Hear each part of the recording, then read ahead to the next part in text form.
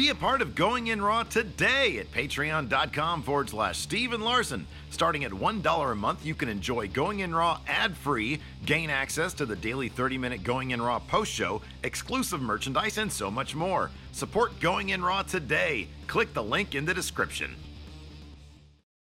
Boys and girls, this is the Undisputed Era. Adam Cole, Kyle O'Reilly, Roderick Strong, and you're listening to Going In Raw, baby. What's up, it's your girl Sasha Banks, the legit boss, and you're watching Going In Raw. You like that? This is Shayna Baszler, and you're watching Going In Raw. What's up? This is the most must-see WWE superstar of all time and his lovely, gorgeous wife, Marie. and you are going in SmackDown Live. This is the glorious one, Bobby Roode, and you're watching Going In Raw. Hey guys, this is Charlotte, and you're watching Going In Raw. What's up? It's the moonwalking, trash talking princess of Staten Island. I want to remind you all that Mela is money, and you're watching Going In Raw. Hi, this is Shinsuke Nakamura. Just keep watching Going In the Raw. This is the knockout artist, Cassius Ohno, and you're going in Raw. Hey, Brendo, Steve here. And Larson. And welcome back to Going In Raw, the only pro wrestling podcast you need to be listening to right here at youtube.com/Steven Larson. And available wherever fine podcasts are. Be sure to hit that subscribe button and the notify bell on YouTube. Make sure you always get your daily notifications. You get notifications for the community tab, which we now have, which reminds me, I put a poll on the community tab yesterday, and I'm interested right now to find out what the tally was. We've got 3,500 votes, 3,500 votes. That's a good sample size. And I said tonight's WWE Raw was yay, nay, somewhere in between, and didn't watch. And what won? The winner, with an astounding 48% of the votes, unsurprisingly, was didn't watch. Followed by somewhere in between with 29%, yay at 11%, and nay at 12%. Wow. So everybody thought it was,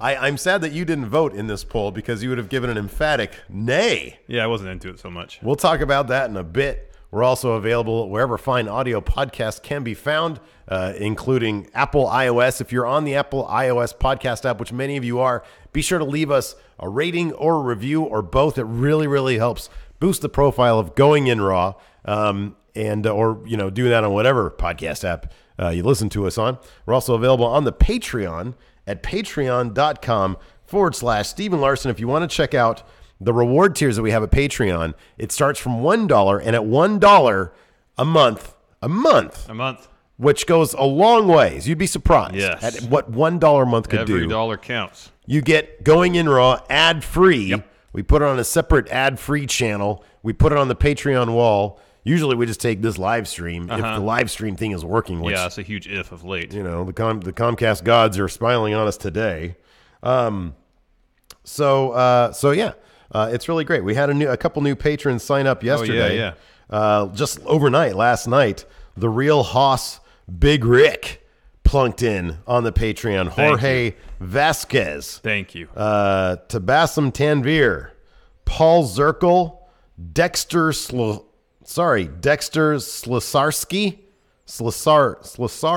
Yeah, I got that right. Thank you, Dexter. Thank you. And then yesterday, Javier Gonzalez as well. I don't know if I mentioned Rob Reed yesterday. And then Sunday, we had somebody named Sleepy and Art Lover on Sunday, and then Nick Papadopoulos on Saturday. What a great name. That is a good name. Yeah, a bunch of great names. Great names. So thank you all. Thank you, everybody, so much. And then at the $5 Patreon mark per month, you get access to our daily bonus episode, Monday through Friday. You get a bonus episode. It's a post show. Yay. We dick around with it. It's really fun if you're watching it live. You could have just stopped with we dick around. Well, this is what you get. You get Fridays, you get 10 for the win. Our old show, we've brought back. Well, it's some sort of countdown. In the very most minimal capacity.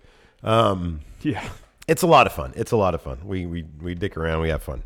Yesterday we watched Triple Mania. Triple Mania from 2015, a match that Dave Meltzer rated -5 stars. It wasn't that bad. And I was surprised. We did get a copyright strike for that, but we just don't dispute it. We don't monetize it. Yeah, we monetize it via other means. Maybe some people will find out. Maybe they won't. I don't know. Anyways, so yeah, and then we're also at prowrestlingtees.com / going in. Did you mention Friendo Market too? Every order, I'm getting there. Every order gets one of these brand new postcards with some really crappy artwork of mine that we autograph. It's not crappy. And then whenever we get a T-shirt order from Pro Wrestling Tees, we send this out to you. Yeah, we sent a bunch of them out already signed, and you addressed a bunch yesterday. Thank you for that. My handwriting is awful. If I write more than like 10 words, my handwriting becomes basically unreadable. Here's the thing, dude. My handwriting is no better than yours. No better. I don't know. But that's, I think, the excuse you use because you don't like to write. Because I don't do it anymore. It's a completely foreign. Nobody does it anymore. Activity to me at this juncture. Yeah. Like I gotta go. I'll probably next week. I gotta sign a bunch of papers. Oh. And I'm gonna have like a claw. Oh yeah. It's like the episode of Seinfeld where with like the hand model. He fell in love with his hands. So he, did that a lot. Yeah. So it turned into a claw. Is there more paperwork because it's a contingency thing? I have no idea. Okay. I was surprised. Our refi a month ago or whatever, we breezed through those papers quick. Oh, that's good. I was very surprised. So anyways, before we get to these super chats, Raw in a nutshell, Larson, what'd you think? Wasn't into it. I believe the term you said before cameras were rolling. And granted, look, disclaimer, we do try to be positive here. Yeah. But sometimes if they don't give you anything to work with, and my opinion is a bit different than yours, but I did appreciate that usually you're a tad more nuanced and I'm the more blunt force guy. You said it was you had a smile on your face. You said it was garbage. It bored me from minute one up until right before Drew Claymored Braun. So the very end of the show is when I finally got maybe a little bit into it. So minute 108. Wait, how many? 180. 188 minutes. 188. Yeah, there you go. Yeah. Even the spillover wasn't that much. It was like maybe 5 minutes. I mean, the Ronda segment, that was probably her strongest. Here's a problem. It's like even if they put forth something at this point on Raw that is well executed, I find it hard to give a damn because the creative is still pretty lousy. Even Ronda's performance was good. A lot of that promo is really horribly written. It was so enmeshed. Yeah, and I'm kind of curious to know your thoughts about this, even though you and I tend to shy away when it comes to like social things. But some people were calling on Ronda, the creative behind Ronda's thing, as some slut shaming. As they say. I saw that too. But I just thought it was a good line. I mean, I guess it could be both, couldn't it? My hat goes off to the Bellas for Oh man, they just stood there and took it. Yeah, and because some of that stuff, it's pretty gnarly. It's pretty personal. Yeah, it's pretty personal. And they just stood there and took it. I thought that was great of them. Yeah. I mean, that particular line from Ronda about Nikki knocking down the door of John Cena's bedroom was well executed. Damn good line. It got a great response from the crowd, but I can understand why people would have an issue with it. Yeah, sure. And I guess the larger sense is it's ground that's been well worn in WWE creative. Mm-hmm. That particular aspect. The other stuff about them going back and forth about Spotlight, who blazed the trail, yada yada. That's fine. I don't mind any of that. Yeah, sure, yeah. But just bringing up that personal the stuff. specific John Cena thing. It's a line to elicit a response from the crowd, which it did. In the end, it's fairly unnecessary. Yeah, I thought it. Number one, so I did think that the Ronda promo, I had shocked face through a lot of it. Number one, just like stripping away the creative behind it. Ronda being out there, that was a lengthy promo. That was a lengthy back and forth. She only messed up one Even line. the mess up was really well covered. Yeah, it was fine. It wasn't like Lio Rush standing. And by the way, we'll talk about Lio Rush. Boy, one mess up, and now he's got Vince in his ear giving him garbage every week. Oh, that poor guy. They're going to completely ruin Lio Rush and Bob Lashley because Vince is in his ear. They already have. Ronda Rousey. Her performance, I thought, was stellar. Regardless of what she said everything with conviction. Yeah, her performance was good. Barely any. When she stumbled once, and then they lost each other's lines once, which they covered for great both times. Whenever like Kevin Owens stumbles, he'll like spit it out with more anger, seemingly, and that's what she did. Yeah, you don't give the crowd time to be like, you effed up. You just go through it as if you're so passionate. That's why you stumbled. Yeah, exactly. And she did that, and I love that. Exactly. The thing, Ronda, I feel like still needs to learn to have more than two speeds because she came out last night and it was still kind of happy to be here, Ronda. Yeah, sure. And then I'm extremely upset, pissed off, Ronda. Yeah. There's really no in between. Yeah. And I feel like there needs to be some in between. I think she was getting there last night, though. A bit. Because I feel you, but I feel like her promo kind of was there when she was going through like what she was feeling, and that was just my own naivete. I thought there was a lot. I was very impressed. I was very impressed, and I thought it was an effective promo. So I mean, when I watched Raw kind of all over the map. I watched like kind of from the beginning, and then I got some of the middle last night, and this morning I watched the rest of it. I was like not weirded out, but when they did that main event again, It's the third time we've seen this match. I was, but I do feel like I think they got to be done with the Dogs of War, right? So. You get power slammed by number one. If Dolph Ziggler comes back next week and says, "Oh, I'm still part of this great faction," after you power slam me and week after week you say I'm the weakest link, Yeah. that would make no sense. So I'm hoping that the Dogs of War is over with. Done. It's done with, because he got power slammed this week, and Braun and Drew. So it does feel like they're going in. It does feel like there was some sort of stamps placed on, like, okay, we're done with this. Yeah, I just don't, in a couple spots. I just don't feel like I'm given any real incentive to care, other than the fact that, for example, I like Drew McIntyre a lot. Yeah. Nothing intrinsically in the story gives me any reason to care. Yeah. Nothing. Well, because there's no real stakes. None. Yeah. It's just like, it's all like. And I this whole feud between Dogs of War and the Shield has been a huge step back for Braun. Huge.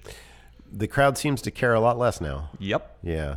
Although Braun is the kind of guy, he can come back. Oh, I know, but I mean, they were on, and maybe this is kind of why they did it. They were on the precipice of making Braun a huge face, and of course, they want to make Roman. This is conspiratorial stuff. There's no evidence to back this up, other than just one's. It's kind of what you see on the screen, though. Kind of, isn't it? yeah. That they kind of sabotage Braun's babyface push, so he doesn't challenge Roman Reigns. Yeah, as top guy.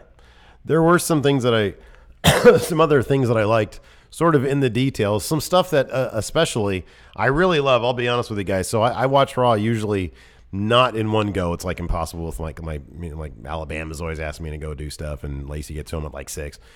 And so, but I do really appreciate the tweets that we get, especially when there's an abundance of potential references to our show, as coincidental as they totally are. I do think they're really messing up with the Shield stuff, and I hope that comes to an end very soon. But we did see a little bit of chill Roman last night. He literally said, "You need to chill out. You need to chill out, man." Anyways, let's read these. Now, if you just said, "Be cool, man," let's get some of these super chats. Yeah, and then we'll get on with the Max Johnson of the show. Just wanted to say, hey, I was at Raw last night for my birthday, wearing my Slayer shirt, and got to meet some nice friendos. That's Max, you should have taken a picture with some friendos, man. Yeah. If we'll put them right here on the show. Exactly. Meet up some friendos at a show, take a picture, we'll put it on the show. Pi 1203 rate. Wait, did I read that wrong? No, I think that's It's right. one of those things where the numbers mean letters. Anyways, Pi says, hey guys, love the show. Keep doing you. Last night was the first time I saw a show live. Also, there was a "We Want Gritty" chant that sadly didn't make it. Do you know what Gritty is? To TV. He's the mascot of the Philadelphia Flyers. Yeah. Okay, and he's like horrendously ugly. Yeah, he looks like a Muppet. Yeah. Lee Morris Pitt going on a 3-day drinking binge for a friend's college graduation is going to be real. Oh man, I already have a headache just looking at that anymore. sentence. Can't do that anymore. Mr. Blue 7, best Rousey promo. Looked like Nikki was crying. Yeah, that's her best oh, mic yeah, work for thus sure. far. I thought she did fantastic. It was great. Yeah. A message retracted. Mysterious message, but we got $2 out of it, so that's awesome. Poo Poo on Crown Jewel. That's the name. That's not my opinion, although it kind of is. Says, wow. Taking a fat crap. Love you guys. Might be like, thank you for your $2, but that's maybe too much information. Yeah. Maybe. Yeah, Joe Juarez. Hey, boyos, getting blazed off some New Mexico green chili. I'm assuming that's a reference, a drug reference. Yes. Fear and Loathing NYC. Hey, friendos, riding the subway en route to getting high as F. The OG friendo Anton Chigurh asked Taker to flip a coin. Oh, man. Do I do an Anton Chigurh? Friendo. You do an Anton Chigurh. It's just, you got to just speak really deep. Yeah. Yeah, he's got such an amazing voice. I know, it's hard to do. Bums me out they didn't cast him as Khan in that second Star Trek movie. That would have made all the sense Captain in the world. Because, like, dude, he just stands there and you're terrified. Mm-hmm. He's great. He is great. Anyways, let's kick this thing off. It opened up with The Dogs of War coming out. And it's funny because you said this during the brief recap.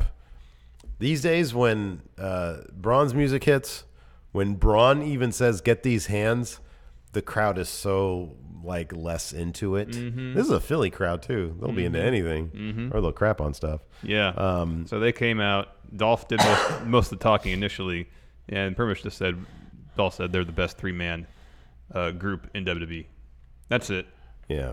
That's pretty much the gist of all this. Drew did some talking too. I think Braun did as well anyways. The Shield comes out, interrupts.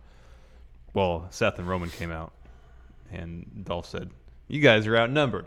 Where's Dean? Yeah. And Seth says, he operates on lunatic time. He runs on Dean time. He runs on Dean time. He does what he wants to do. Yeah. But we're here. Drew, you're here. Let's have our match right now. Let's do it right now. And then they said, oh, looks like Baron Corbin totally sanctioned this to happen right now. So that's great. So they did also, we should mention this also. Crown Jewel evidently still on. If this, what you were reading earlier and just seemed like common sense, if the stock price tumbles because of this, then they will probably change locations or cancel it. If the stock price holds steady, which it probably will, they'll just do it. Happen. They won't mention the location of it. They won't talk about Saudi Arabia until they're actually there. And I have a hard time believing that's going to be interesting. I have a hard time believing we're going to get any propaganda videos. I know what you said. I know it depends contractually. It depends on the language of the contract. But I don't.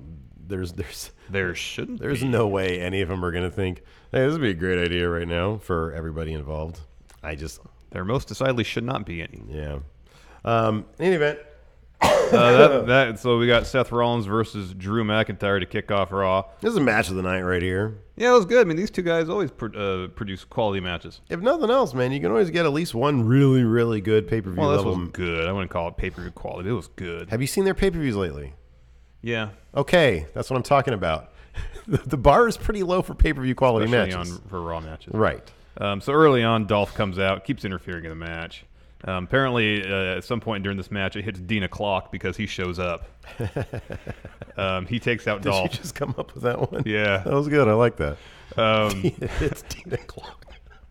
What time is it? It's Dean o'clock. It's Dean o'clock. It's good. Lunatic 30. Lunatic 30. So Drew goes to help out Dolph because Dean's beating on him. In the end, he ends up beating a stomp from Seth. That was great. Yeah, it was a pretty awesome. well-timed segment. Seth rolls back in the ring right at 9. He wins via countout. He advances to World Cup determined best in the world.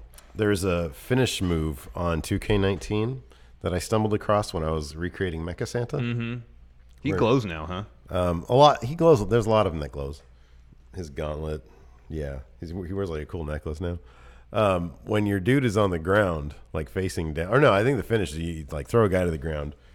You get like behind him. You sort of gouge his eyes. You position his neck, and then you just stomp on his head. It's fantastic. Wow. It is Mecha Santa's finisher now. All right, that's good. So next we got the Shield backstage, and in a bit of a celebratory mood. Seth kind of says, "Hey, Dean, I knew you'd come. You know, you run on lunatic time. You run on lunatic time. You always show up. Oh, I'm so funny. Lunatic time. He runs on island time, which could be construed as offensive somehow. I think he runs on island time. But it was Dean who took offense. What did Seth say that he ran on his own time? Oh, I think he did, but somebody talked over it. Yeah, there's a lot of talking over each other in this segment. So what is the deal with Dean's new gimmick of butthurt all the time? Is he going to be offended by Seth calling him a lunatic? Why doesn't he take it up with whoever is doing the marketing at WWE, and that's like his entire marketing thing is he's a lunatic friend. Take it up with Michael Cole, who says it 5 times per Raw. Why would you put on a shirt that says lunatic if you're going to be upset about somebody calling you lunatic? Exactly. Like, I don't know. Maybe he was upset that, I don't know. That's what I'm here for, is just to be unpredictable and save your tails when you need saving. Yeah, that's your character. Do you need to talk to Vince to like rebrand yourself or something? Do you want to be a supernatural guy? What do you want to be? Yeah. Do you want to be a Bowels of the Arena you want to go back guy? to CZW and take power saws to the head? I doubt you want to do that. Right, exactly. It's not Dean o'clock and CZW, is it? Oh man. So it was weird. It's not a good character development, and that's when Roman says, "Just chill out, man." And they said again later too. Yeah, I know, it's great. It's awesome. They're taking our. And then next we had this kind of cheesy promo from the Brothers of Destruction. See, I like this too. It shot last week in a boiler room. Yeah, it was just kind of corny, man. Yeah, come on, man. You got to call it when it's fun. This was so silly. And then because on for one thing, like Kane said something like, "Now that D-Generation X is back together, they've got 3 words for you. Suck it," or whatever, 2 words for you. Well, we've got 3 words for you. Rest in peace. I swear to God, freaking Undertaker's gonna say, "Like a dog." No. Damn it. Could have said put you down, though. Is it just me, or is HBK not the only guy who looks uncomfortable with this whole thing? Kane honestly has, like, underneath his mask, like when you look at his mouth and kind of his eyes, he kind of just looks like he'd rather be, doing his actual work as mayor. I know. Because apparently it's a pretty big deal. Yeah. It's a pretty big job of his. But I don't know. Maybe they send him PowerPoint presentations via email or stuff. Oh, I don't know. I'm guessing. Could be. I'm guessing they filmed that thing last week anyway. Yeah. Yeah. Anyways, I thought that was funny. Next up, Ember Moon and Nia Jax versus Dana Brooke and Tamina. So Tamina's back. That's cool. Yeah, that's great. They announced the Evolution Battle Royal for future women's title shot. They didn't say which one. I guess whatever, depends on what brand. I would guess. This was hilarious because I mentioned this to you before the cameras were on. I was unaware of this. Luke Owen over there at Wrestle Talk, we really like Wrestle Talk, posted a tweet that had responses from, I would say 6 or 7. It was Peyton, it was the Iconics, Carmella, Mandy Rose, pretty much all the Lana, SmackDown women's competitors in the Battle Royal. Yeah. And Naomi. And it was all their seeming, and you look at the timestamp on these, all their reactions within a half hour of each other. Yeah. Yeah. To this, and they were all disappointed or disgusted gifs of themselves. Except in Naomi's case, one of them was her. The other one that she posted too was like Pennywise drinking, or clown drinking booze. Yeah. And I was like, oh my God! Like, number one, it seems like they might have just found out about this. Like, Carmella was champion 10 minutes ago, so that's got to be annoying for her. Wow, they're not going to do like a tag title thing. They're just going to put them on a battle royal. It's a good idea. Get some more screen time. Like, what the heck? Man, I was just surprised that they all, because I don't know, you got to figure they're probably all on the road together. Yeah. They're probably, like, Billy Kay and Peyton Royce, it was obvious they're literally with each other. Yeah. Because theirs went up at 9:01. Yeah. Whatever time the first one Naomi put up was about 8:25. Yeah. It all seemed like they were at the Monday night SmackDown house show. Yeah. And heard or saw the news on Twitter probably and all responded to it. And Lana deleted hers. I don't even know what hers was. Man, that sucks, dude. So Ember Moon got the pin on Dana Brooke after the Eclipse.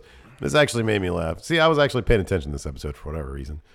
When Ember Moon got the pin on Dana Brooke, the camera was like right here, right? And it's just, it's whatever, it's the ringside camera. And Dana Brooke she gets the pin like this. So she's looking at the camera. You're the camera, right? And Ember Moon's hair was in her face, so she goes like this as she's getting pinned and then just sort of dead-eyed the camera. She realized the camera's on her. You just got the eclipse, man. Close your damn eyes. That's funny. What are you doing? Anyway, so after the match, Tamina super kicks Nia. And then Ember and Tamina toss Nia over the top rope. Mm-hmm. Because everybody in this match is in the Battle Royal. And to win a Battle Royal, you have to toss someone over the top rope. Over the top rope. Ember Moon tries to do the same to Tamina. Tamina kind of reverses it, and then Dana pushes them both over the top rope, so she stands tall to finish the segment. Good for her. I like Dana Brooke a lot. I do too. You know what's sad, man, is that I went back and watched. I mentioned this to you like a month ago or whatever, weeks ago. I was rewatching Breaking Ground, and she is such a star on that show. I know. And I'm like, man, they really, they dropped the ball. They really did. After that, we talked about this quite a bit. It was a Ronda Rousey promo where she wanted an explanation from the Bellas about why they attacked her. Bellas come out to the ramp. So they don't need to give her an explanation, then they do. Yeah. And yeah, right. And then Ronda starts talking all sorts of trash. There's a lot of great lines there. Yeah, she's talking about how, because the Bellas said, you weren't you haven't done anything here. We're the trailblazers here in WWE. The women's title wouldn't exist without us. Without our reality shows, there wouldn't be as many women and little girls in the seats here in the arena. And then Ronda says, well, I've been a trailblazer all my career in judo and UFC. And then she says, and right here in my home in the WWE. Right here at home in WWE. Yeah. Which I like. I thought that was a great line. Yeah. I thought they did a really good job with this. And then she goes on about how they rip off the men in their lives, or Nikki's case, the ex in her life. Plagiarizing and diminishing their men's moveset, which is a weird line. That's terrible. Oh, I like that line. Really? Yeah. Oh, I liked it. The crowd ate it up, too. No, I don't mind the sentiment. It's just... That's You think it's very formal writing? Yes. Is that your problem with it? Yes. It is very formal, which is maybe why I like it. To whom it may concern. I know. You, sir, seem to be, it's like the 1776. Regarding the appropriation of your your men's... Of your gentlemen's movesets. Vis-a-vis... your performance in the ring. Yes, kicks. And a towel. Yes. Yeah. No, I feel you.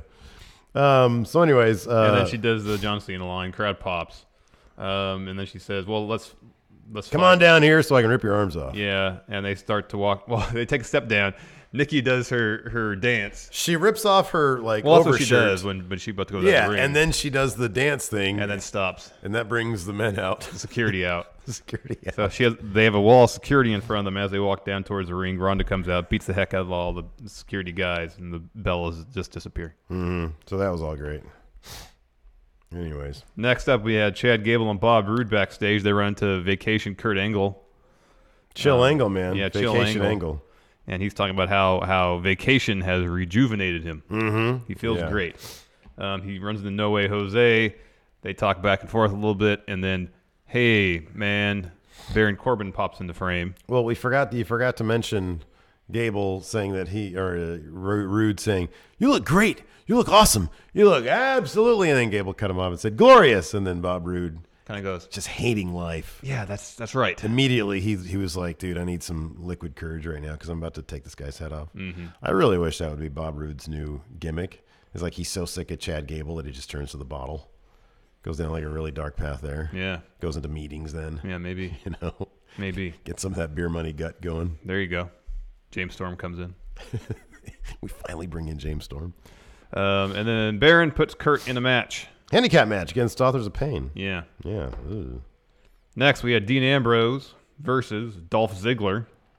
Another qualifying match to get into the World Cup to determine the best in the world. The best in the world. I didn't say best superstar in the world last night at all. Mike Cole said it's back to being on brand. World Cup determined the best in the world. Back to being on brand. At some point during this match, Dolph started selling knee injury. Does it again.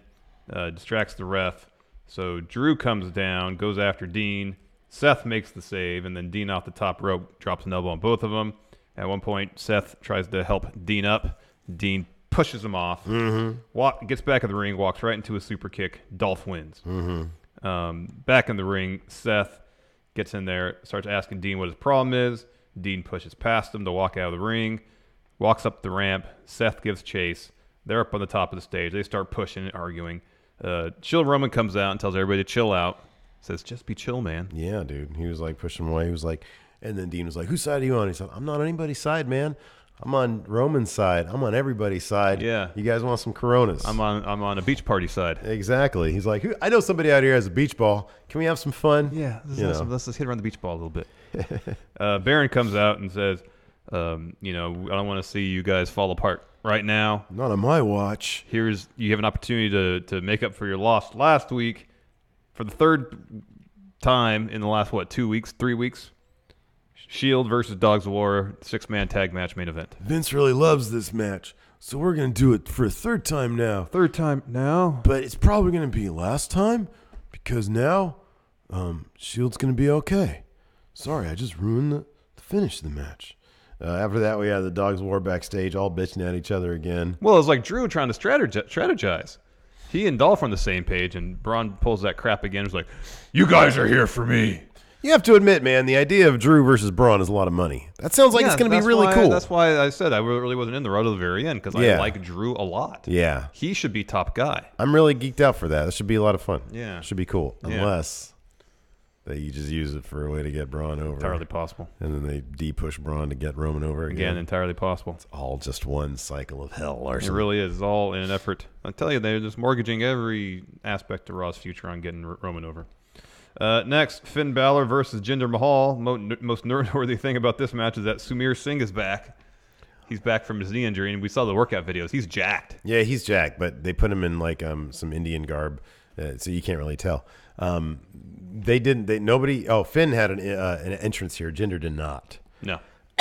So and Bailey was with Finn. The only way I knew that Samir was back was like you can sort of see him in the background at first, and then Corey Graves said, "Why are we not talking about the elephant in the room here? Samir Singh is back." And Michael Cole literally said, "Who?" Yeah.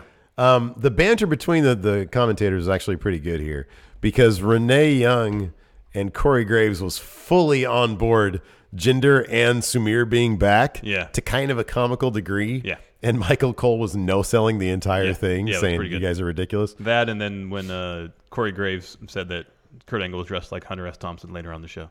Yeah. And both Corey Graves and Michael Cole seemed like they're going other way to make each other laugh. Yeah, that was good. Pretty funny. Hey, we got a new patron too, Lee Morris Pitt. Thank you, Lee Morris Pitt. Thank you, Lee Morris Pitt. Finn wins with the coup de grace, and then as soon as he wins, Lio Rush and Bob Lashley come out. Vince, get out of Lio Rush's ear. Dude, just do it. So he comes out 2 weeks ago. He stumbles a bit because that whole Seattle thing was happening. And ever since then, Vince has been in his ear. Do you think it's that he stumbled once, or is it that Vince has taken a personal interest in the development of Bobby Lashley's character? I think that's more likely. That could be. It's entirely possible. Therefore, he is overexerting his own influence to such a degree that he's micromanaging every word that Lio Rush is saying. Yeah, which just makes Lio Rush. It deprives Lio Rush of one of his greater talents. So for all of a sudden, all the work that Lio Rush did in proving that he could get on the mic and be okay. Mm-hmm. And then Vince says, I don't know. I kind of feel like it might have been the stumble. People stumble all the time. Ronda Rousey stumbled last night. You think he's going to start dictating to Yeah, but say you can't put an earpiece in everybody's ear. I understand that. Yeah. But I'm saying one stumble no. Ronda Rousey stumbled, but she recovered really quickly. Lio Rush did not. Well, Bob Roode stumbled, and he didn't get an earpiece after that. Dolph has stumbled. He stumbled pretty bad, too. You got a good point. You're probably right. It's terrible, too, because how much does this smack of, like, the mid-aughts when you had guys like Umaga, who has, like, your obnoxious heel manager, and then your silent... Bob Lashley is a hell of a personality. Yeah. He really is. He can be, yes. Really is. You know? And let's make him completely silent, and let's have Vince awkwardly in Lio Rush's ear. Oh, man. And then take away the one thing that actually wowed the crowd, Lio Rush doing his crazy Spider-Man moves. Take all that away because Vince wants another Umaga. Or I guess, I don't remember how they booked or how they marketed Lashley when he was he ever a heel back in the day? I wasn't really watching. I remember him having a manager. Me either, but I don't know. But then at the end of this, Lashley took on Tyler Trump Breeze. His manager? Oh, I don't think for any long period of time. For WrestleMania 23. So Lashley took on Tyler Breeze, pretty much a squash match. Lashley went over with his finisher. The whole time, of course, Lio Rush was trying to get to the Lashley. Yeah. Lashley. Okay, Lio, here to You know what's funny, too, is that there are some lines that commentary was delivering during this that I'm pretty sure were Vince also. Oh, probably. So this dude was back there at gorilla position. Michael Cole voice. All right, now tell him that he's a great specimen. All right, now Lio Rush. Lashley. Like he's sitting there just pressing buttons with people's names on them. I know. And then saying what he wants them to say. Yeah. It's actually kind of an impressive feat when you think about it. It is to a degree, but also it saps anything interesting out of this entire program. It's fascinating because of how soul-crushing it has to be for these people. What I was getting to at the end of Bob Lashley's match. Do you see the look on his face? Oh, yeah. Yeah. Man. Ooh, not into it, He is not enjoying it. He's not into it. As bad as his creative was with the Sami Zayn stuff, at least there was times where he had a smile and seemed like he might be kind of enjoying himself. He got to play around a little bit with it. Yeah. Yeah. This just seems boring for him. Yeah. He just goes out there. Well, he flexes now. Oh, yeah. He does a flexing thing. Does this. And then he goes and squashes Tyler Breeze while Lio Rush is forced to be annoying. Mike Bannon Brown here in chat says Lashley was always a face, never a heel till his second run in TNA. Oh, okay. He was a heel in TNA, not his first one. Okay. Thanks, everybody. Thank you. Anyways, that's... I love learning here on the show. Me too. Larson. That's not a great trajectory for Bob Lashley or Leo Rush right now. Nope. Next, we had a Trish and Lita promo. It was pretty much instantly interrupted by Alexa Bliss and Mickie James. This whole thing was really awkward. There was no natural flow to it, and then when Trish and Lita did the Allen Iverson practice thing, it was really forced. All right, I get they were in Philadelphia. Once again, I have to clarify something. What? We try our damnedest to be positive here. I got until Alexa Bliss did the pointing thing to mock Trish Stratus. I fast forwarded. I couldn't. It was so cringy. It was really. Oh, it got worse. It did because they started doing the practice stuff. I can't do that. I can't. It's just. And if you're gonna do the practice bit, you got to get a pop. Because here's and there was like a polite kind of appreciation. Oh, you know that reference, yeah. Because like Lacey was sitting there doing her homework, and I was like, I know she's gonna like look up and be like, what is this crap? And then I'll have to explain it to her, which makes me cringe even more. And I was like, I'm not doing that. I'm just fast forwarding it. I'm sorry. I know. I'm supposed to watch the entire thing for you guys. I couldn't. I just couldn't. I was like, dude, don't apologize for it. Just put a freaking gun in my head right now. It wasn't a quality segment. It's so. But what is with that? There's some writer there who's responsible for like the Bailey, This Is Your Life, for all of like Alexa Bliss's stuff, minus the Moment of Blisses. I find those hilarious. They can be, yeah. The Moment of Blisses are hilarious. Usually because of the little details. It is. It totally like is. Burrito Bowl. Yeah. She burped in my face. That's funny. That is funny. That's funny. So maybe it's the same writer. If it is, maybe you need to figure out what your strengths are, because this kind of stuff is not the strength. Yeah, not it. It Really isn't. Not it. Next, backstage, Bailey. She runs the Riot Squad. They talk some trash. Imagine going to work and like, because Bailey was like walking down the hallway with a big smile on her face. Imagine going to work, and then just three people are there, three coworkers, and they just run you down. I know. That would suck. Yeah, it can't be fun. Kind of like ruined it. Took a shit on her day there, right there. I know. And then that was okay. So after that, I was gonna get to the other Riot Squad bit. I'll save that. We find okay. After that, we had it's just a waste. Hold on, we'll get there. After that, we had see. This is the funny thing is that when you consider an episode garbage, there's got to be some fun stuff to talk about. Yeah, and at least there is here. Yeah. After that, we had El Conquistador, which was supposed to be Kurt Angle, yes, versus Authors of Pain. Corey Graves found it odd that Kurt Angle would travel with the El Conquistador outfit, yes, and not his own ring gear. Well, earlier on, Kurt Angle said, "I didn't bring my ring gear." Yeah, but he did bring the. On the other hand, Kurt Angle did tweet out a picture of him in the El Conquistador outfit, saying that he was going to role play with his wife sexually later that night. And his wife chimed in on Instagram saying, "Oh yeah," and they were like going at it. I was like, "Oh, old people doing it. Good for them though. Healthy sex life." Yeah. So Corbin brought out a chair to watch on the top of the ramp. Of the ramp, which was great. He did the backwards chair thing again. Yeah. AOP, of course, wins handily, pinning El Conquistador after a powerbomb neck breaker. Right. Drake Maverick implores AOP to rip the mask off El Conquistador. Yeah. They do. It's just some jobber. Angle runs out in the ramp. Hold on, it's not just some jobber. They rip that mask off. Camera goes in for a close-up on Corey Graves says, "Who's that slob?" That's messed up, man. Messed up. That poor guy. So Angle runs out, gives Corbin an Angle slam on the stage, and then there's a bunch of Fear and Loathing in Las Vegas references after that. Yeah, that was good. Corey Graves yelling Pat Country. That was pretty good. So then we see a close-up of Natalia's dressing room door. Dressing room. Yeah, had her little name on it. Probably just some closet they put her... Because here's the thing. Like, only Brock Lesnar has his own locker room. Of all the superstars on the roster, I can think of maybe one that would have her own dressing room. It'd be Ronda. But given how Ronda loves to talk about being part of the family, even that I doubt she does. Yeah, because as far as I know, the only person who confirmed has their own locker room is Brock Lesnar. It'd be Brock, yeah. Otherwise, I don't see anybody else. So, I mean, just watching this and knowing this is just some broom closet they stuck a little placard on saying Natalia. Yeah. And then the Riot Squad comes up and wastes some perfectly good condiments. Well, the ketchup and mustard, they squirt it on there. Ruby Riott takes her hand and starts like rubbing it on the door and then rips off the name thing. And I'm thinking like that promo they did a month ago when she was like, we find beauty in weird things, like a broken window and rubbing ketchup and mustard on people's doors. And taking their cheaply made placard off their would-be or supposed-to-be locker room. Yeah, this was truly bizarre. Like you have a week to come up with some way that the Riot Squad can mess things up, and you come up with ketchup and mustard? What is that? It's not good. That's what it is, Steve. So weird. It's not good. It's pretty funny, though. Such a waste. Perfectly good mustard and ketchup they just wasted. When do you eat ketchup with your French fries? Of course. If you don't have any ketchup, what's your backup? Nothing.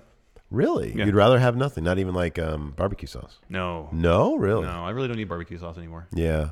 I go with sometimes I'll go with mustard with my fries. I'll have a little thing. Yeah. It does. Mustard is very overpowering. Yeah. Like they used to use it. They used to weaponize it. Exactly. A World little War bit of I. mustard goes a long way. It does. And I like mustard. Yeah. But I like my fries weaponized, to be honest. Okay. I prefer it that way. All right. So next we had a match: Ruby Riott versus Natalia. Natalia, before the match starts, gets on the mic, says, "Oh, you think I'm gonna come down there by myself and then get beat up by the three of you? Wrong. I got some friends." First, Bailey comes out, and then Natalia says, "She's not the only one. Sasha's back." Oh, yeah, because Riot Squad was giving Bailey crap about Sasha not being around. Yeah. So totally foreshadowed. Sasha's back.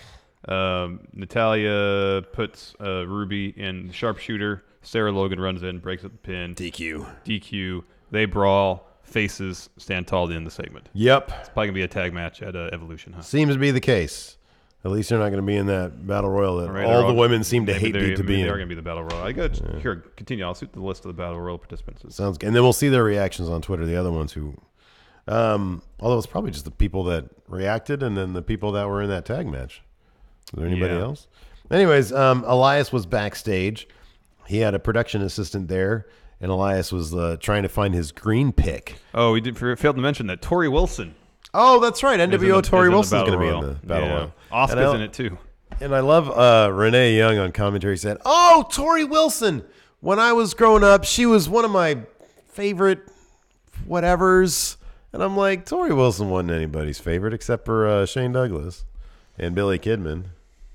They had that Viagra on a pole match. Mm-hmm. That was a Vince Russo thing. Oh, yes. Anyways, so Elias is looking at his picks, and he said, "Where's my green one?" Production assistant said, "I don't know where it is." And then Elias he knocks one and produces it from behind his ear. He's it like, was a test. He said this was a test. I'm like, how am I supposed to know it's behind your ear, man? It's like you did that magic trick and produced a quarter from behind somebody's ear. You ever been interested in learning about magic? No, not really. I know one card trick. Oh, really? Yeah. Wow. It's not even a good one. I've been fascinated at some, like, whenever I've like taken the time to learn how magic tricks are done, I'm always super underwhelmed. Because I'm like, I don't have you have to have a lot of like coordination. Like the cards are like, you're supposed to not know the card's right here. Like, yeah, I know. Like, yeah, I'm supposed to hold it like this, and you're supposed to think that my hand is normal. Right there. Right, exactly. I know. And then I'm like, ooh. It's all sleight of hand and diversion and stuff. Right. Yeah. Anyways, Elias comes out, drops a promo, talks a bunch of crap about Philadelphia. He's interrupted by Apollo Crews. That was cool. Yeah. Apollo getting some TV time. No, that was okay. So I like that a lot. That was good. He comes out. Apollo Crews is talking. He's going to get a little push. Yeah, like a little push. A little push, and then he'll probably sink back into. I don't know, man. Here's the thing about Apollo Crews. I like this promo because he was saying, "I'm not funny. I don't dance." I wish Apollo would do this. If you're listening, Apollo, when Drew McIntyre talks on the mic, and I know a lot of it has to do with like natural grizzly charisma. But he's got such an intensity. Mm-hmm. Go ask Drew, what do you do to bring that intensity? Mm-hmm. Like, are there any, I don't want to say tricks, but is there anything that you specifically sort of do to of bring that level of intensity? I mean, if you're talking like in terms of a performance as an actor would preparation. Yes, yeah. I understand. Like, do you think now Drew has been doing it for longer than Apollo Crews has. Yeah. You think Drew looks in a mirror or is on the road and is practicing over and over again? Oh, I'm sure. Probably. Yeah, yeah. I mean, practice does make that's the thing about Ronda. They probably gave her that script last week. Yeah. They're not giving her that 10 minutes in advance. No. And so Apollo just needs to do that. Like that's the piece of advice that Stone Cold, that Kevin Owens claims Stone Cold gave him 10 years ago. Just keep talking. Always keep talking. And if Apollo Crews can get the intensity down, then, he has everything in the ring. Yes. It's just whatever comes out of your mouth has to be compelling. If they tell you to read part of a phone book, Drew McIntyre can make that compelling. Oh, hell yeah. If Apollo Crews can do that, then he'll go a long way. Yes. And I want to see that. Yes, me too. Segment ends with Apollo Crews kicking Elias in the head. Insecurity, I believe. Yeah. Next, just a quick little bit of Roman Reigns and Dean Ambrose talking backstage. Uh-huh. I guess they're kind of cool again. Yeah. Leads us to our main event, Dogs of War versus The Shield. There's at least twice that Seth was pushed into Dean. Okay, let's hear it. Go ahead. So Dean's trying to pin, I think, Drew. Okay. And Dolph, he hits a dirty deed. Yeah, he hits a dirty deed. And then Dolph shoves Seth into Dean to break up the pin. Yeah. Time-honored tradition, dude. But just from Dean's perspective, think about it. What would implore Seth to a pin for no reason that would secure a win for his team? Yeah. Nothing. Nothing. Why get mad at Seth for that? Yeah. He didn't do it. It boggles the mind. I don't get the motivation from a character perspective why Dean would get in his face and be upset about that. Yeah. I mean, they've done that kind of thing before. I know, and rarely does it ever make sense. Yeah, it never really makes sense. And it bothers me. Yeah. Not a fan of it. Not a fan. Yeah. No, I'm with you. Because earlier on, Drew and Dolph hit the Claymore zigzag combo on Roman. Dean and Seth break up the pin. Mm-hmm. At one point, Braun is in the corner. Drew is running to try to give Roman a Claymore. Roman moves. He Claymores Braun instead. Mm-hmm. And then in the end, Dean pins Dolph after a Shield powerbomb. That was actually kind of a cool segment. Yep. And transition to the Shield powerbomb. After the match, Braun starts yelling at everybody. And then he gives Dolph a power slam. Drew is the best, and I'm looking forward to that. Looks like we're having problems with the stream here. We gave you 47 good minutes of lag-free stream, people. So maybe watch the rest of it when you can. We got a SmackDown 1000 preview right now. Let's take a look at this. Rey Mysterio to face Shinsuke Nakamura in a WWE World Cup to determine best in the world qualifying match at SmackDown 1000. Do you think, it says here, did you think SmackDown 1000 couldn't get any bigger? Think again. In his first match on SmackDown Live since 2014, the returning Rey Mysterio will square off with the United States champion Shinsuke Nakamura in a WWE World Cup qualifying match. The field in this 8-man tournament to determine the best in the world is already incredibly star-studded with 16-time world champion John Cena, Olympic gold medalist Kurt Angle, and former world champions Seth Rollins. Well, he's the current Intercontinental champion. Dolph Ziggler, Jeff Hardy, and Randy Orton already punching their tickets to WWE Crown Jewel in Saudi Arabia. It's sure to be a thrilling qualifying match, as Mysterio will look to use his speed and inimitable, high-flying ability to keep the King of Strong Style on his toes, while Nakamura will attempt to stop the Ultimate Underdog in his tracks with his arsenal of devastating strikes. Who will walk away from this dream match with a place in the WWE World Cup to determine best in the world? Find out during SmackDown Live's historic 1000th episode, tonight at 8/7 Central on USA. Yeah, The Undertaker comes to SmackDown 1000. They stop every one of these paragraphs ends except for the last one with 8/7 Central. Yeah. On what is sure to be a historic night, one of WWE's greatest legends will be in attendance as The Undertaker will make his presence felt at SmackDown 1000. The Phenom was the top dog on the blue brand for a number of years, leading the way as the World Heavyweight Champion while taking part in unforgettable rivalries against fearsome competitors like Batista, Edge, Brock Lesnar, Randy Orton, and his own brother, Kane! Fresh off devastating Triple H and Shawn Michaels at WWE Super Showdown, what does a dead man have in store? Find out during SmackDown's 1000th episode tonight, 8/7 Central on USA Network. All right. Oh, yeah, they really do. Let's see here. Evolution reunites Triple H, Batista, Randy Orton, and Ric Flair to appear at SmackDown 1000. I mentioned this off camera. It's weird that they're not advertising Batista more. They're really underselling Batista's, presence and all this. The band is back together at SmackDown 1000 tonight. Evolution reunites. Triple H, Batista, Randy Orton, and Ric Flair will be in Washington, D.C. for the historic event. Evolution is comprised of some of the most successful superstars in history, including a man who currently stars in one of the biggest movie franchises in cinema history. Yeah. There are 49 World Championship reigns between the four members who ran roughshod through the WWE on Raw from 2002 to 2005, then rode again for a vicious rivalry with The Shield in 2014. Which they lost.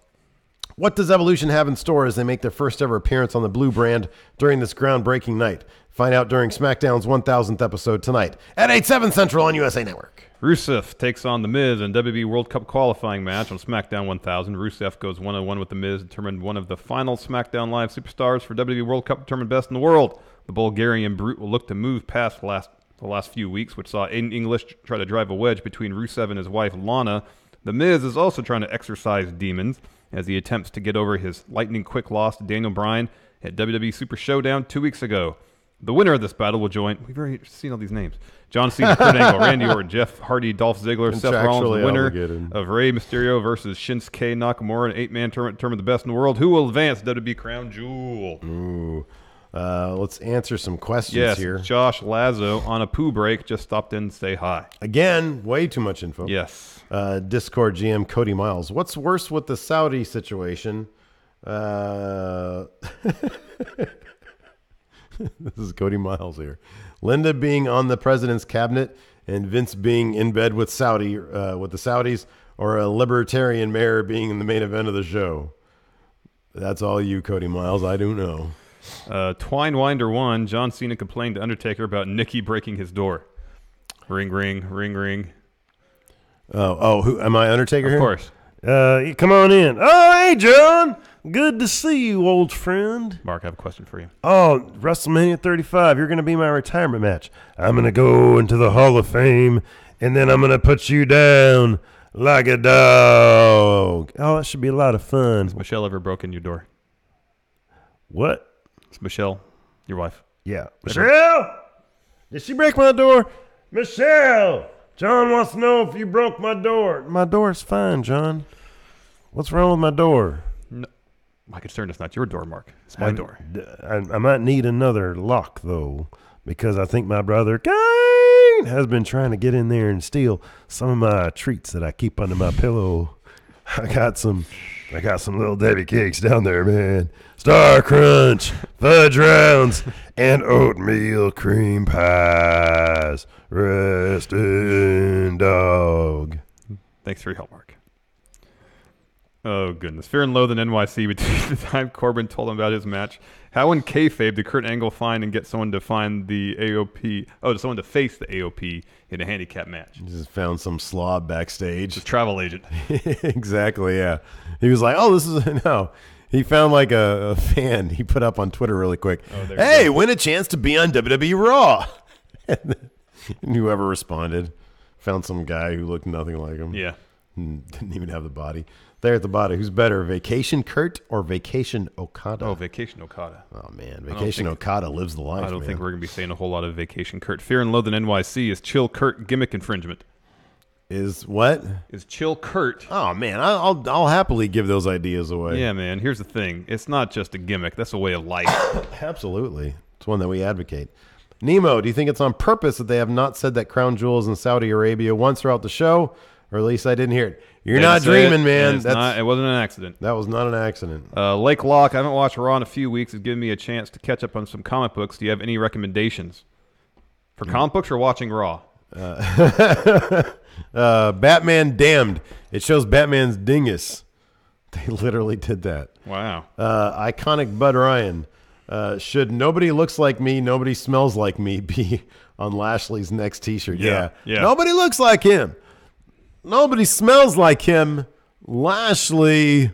Robbie, 1896. Since when is a World Cup filled with only Americans? I guess that means Rusev is going over. Well, the World Series is too. Well, okay, no, it's not, because teams have a wide variety of cultures on them. What's that now? I guess it means Rusev has to win. Oh, man, Miz is going over. Yeah, I know. Aiden English. That's the funny thing, is that Rusev totally should. I know. Let's see here. Soul FGC, Kenny Omega telling Tama Tonga the time is Dean o'clock. Oh, yeah. Go ahead. Tama, do you know what time it is? Who the fuck time is it? It's Dean o'clock, you son of a bitch. Good luck in WWE. Let's see here. Canon SG. Hey, friendos, that's your best blind friendo. Hello. Hello. Oh, that's it? No question? Yeah, that's just it. Just saying hi. Let's see here. Wayne Maker. Baron's character is just generic jock from Saved by the Bell. Fact. Who? Baron's character is just generic. Oh, I kind of see that. Oh, generic jock. Okay. A jock. Yeah. Hey, Zach, you're going to be in a match against AC Slater this week. Real Retarsi says underrated dip for fries. Sour cream. Well, it makes sense. I've never thought about it, but it makes total sense. On your baked, you want a baked potato? I got some sour cream too. No, I'm not into it. No, real. Well, think about it. You don't put sour cream on. I know you're not a dairy guy. No, I don't put sour cream on anything. But sour cream is it's a time honored tradition to put on most baked potatoes. I understand that. So why wouldn't it go with fries? I don't know. It doesn't seem like it would fit. Seems weird, right? But Yeah, I think it shouldn't seem weird. I don't know. Real Retarsi. I don't put ketchup on my baked potatoes. You know what's good on? No, I don't either. You know what I've tried before that's actually pretty good is maple syrup with French fries. That's good. Maple syrup with French fries. A little maple syrup on it. It's delicious. I put maple syrup on. Well, no, I don't. On hash browns? No. Sometimes I'll make a Hilton sandwich. He told me about this. Take 2 waffles, put peanut butter between them. Oh, yeah. And dip it in maple syrup. Yeah. Nice. Yeah, I remember that.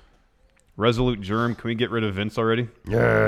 Lashley. Let's see here. Josh Little, is there anyone to compete with Ronda and Raw right now until Shayna or Candice is called up? Too sweet, hearty handshake, and shoulder lean. No. Until Charlotte, maybe. Until Charlotte comes over to Raw after the Royal Rumble. But even then, I don't see Charlotte beating Ronda for the belt. Yeah. No, Ronda's going to have that. I'm going to take a stab. Shayna, maybe. Yeah, I think if anybody takes it off her, it might be Shayna down the line. Because they can run a really fun angle with them, I think. Yeah. I think. Anyways, we're going to do a play-per-view. I suppose we could.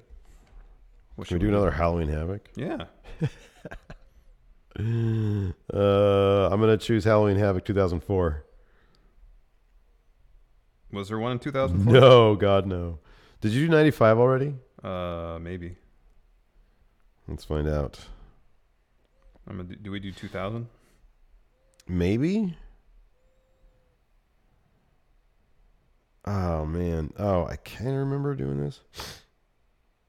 Yeah, we did. Yeah, I kind of remember this one. About 99. We do 99. Let's see if we did 90. Can we do World War III instead? Okay. I'll do World War III 1995. Lashley.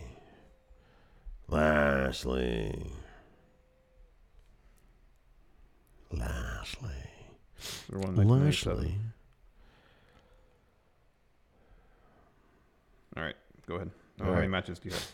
I have 7 matches. I have 9. Why do we never have the same number of matches? I don't know. Take off 2. All right. Yuji Nagata versus Ultimo Dragon. Ultimo Dragon. No. Wow. Singles match for the WCW World Television Championship. Johnny B. Bad, the champion, versus DDP. What year was this? 95? World War III 95. DDP. Wrong. They were pushing Johnny B. Bad I know. hard back then, man. Tag match for the World Tag Team titles. The Steiner Brothers versus the Blue Bloods. Steiner Brothers. Yeah. Never bet against them. Taped fist match. Their fists were taped. Yeah. No, I put that together. Jim Duggan versus Big Bubba Rogers, a.k.a. the Big Boss Man. Boss Man. Very good. In a Ravens rules match, Scotty Riggs versus Raven. What year was this? I'm sorry? 99. Raven. Yeah. Yeah. I don't know why I asked that. I'm sorry. In no universe did that ever go the other way. No. Tag team match. Bull Nakano with Akira Hokuto versus Mayumi Ozaki and Cutie Suzuki. Bull. Very good. Yeah. Alex Wright versus Steve McMichael. Oh, man. What year was this? 99. Man. Oh, 99? I'd say Alex Wright. No, you'd be wrong. Why did they give McMichael so much stroke? I don't know. United States Heavyweight Championship match. The champion, Kensuke Sasaki, versus the crippler, Chris Benoit. Suzuki. Very good, yes. Cruiserweight title match. The challenger, Rey Mysterio, taking on the champion, Eddie Guerrero. Ooh. I'll say... Wait, who's the champion? Eddie. Eddie kept it. Yeah. Okay. Singles match. The Master of the Torture Rack of Doom. The Total Package. Lex Luger. Versus, oh yeah, let's get this match down on paper. We've got 5 minutes and 28 seconds in a singles match. It's 95? 95. Luger. Yeah. Oh, I didn't sign up for this. Oh, no DQ match for the United States title. The champion, Kurt Hennig, versus Ric Flair. Hennig. Yep. Singles match. Sting versus Flair. How many times those guys fight? I know. Sting. Sure, yeah. Yeah. Who won 60-man World War III? I'm sorry? 60 men, 60 three man cages, is that what it was? Yeah. For a world heavyweight title match. What year was this? 99.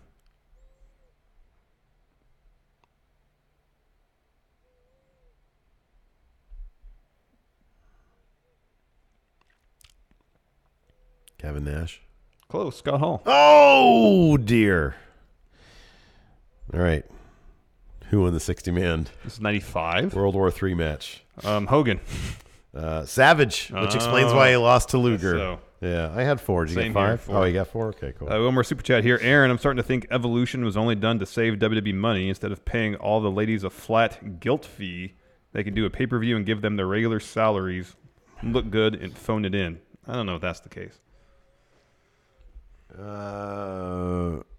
Yeah, I'm not that cynical about it. Yeah. I think they just think they can make money off it. Yeah, probably. I don't think they do things out of guilt. But thank you for your support. Yes. Anyways, that's it for the show. Thanks so much for tuning in. Apologize to the live viewers. We thought we were going to get through all stream today. Yeah. We tried. Anyways, till next time, we'll talk to you guys later. Goodbye.